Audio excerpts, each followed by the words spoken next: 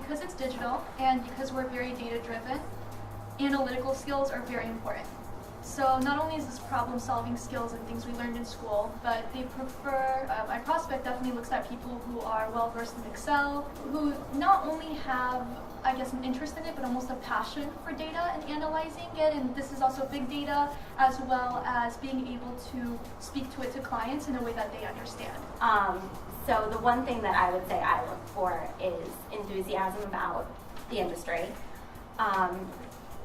Enthusiasm for the creative process, just because when you want someone that your creative team is really going to have respect for and want to work with.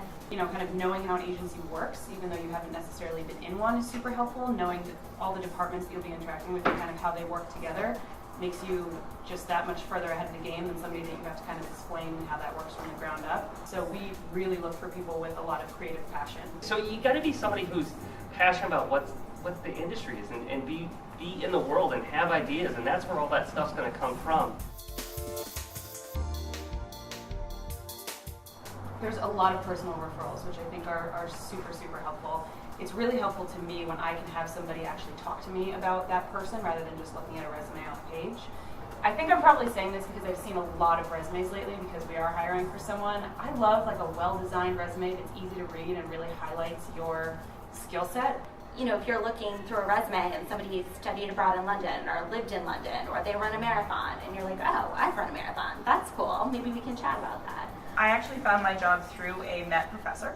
I was very lucky. He pulled me into this company when it was very small, and it's a risk. I mean, I don't want to sugarcoat it for you. If you work for a startup, you are taking a really big risk. So where I work, it's a mobile company. We're all about tech. So the best resumes that we've seen are ones where people have built mobile websites as a resume.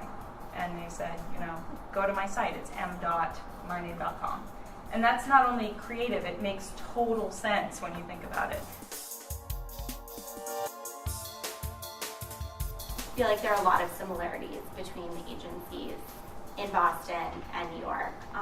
They're obviously both two of the best ad markets. I feel like Austin and Denver we hear a lot about as well. There are still so many agencies from the West Coast and from elsewhere that are just now opening New York offices.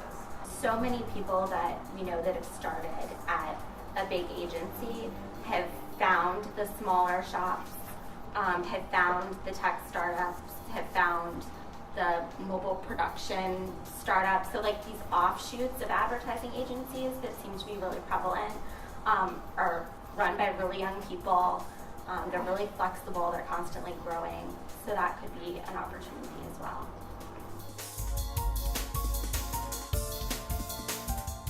So I started doing this program. It just reinforced to me that this is what I want to do and this is what I can do. And I learned a lot of great skills, and I learned stuff I use all the time. But more than anything, I got like a real sense of validation, like, yes, I can do this. I want to thank the panelists for their time.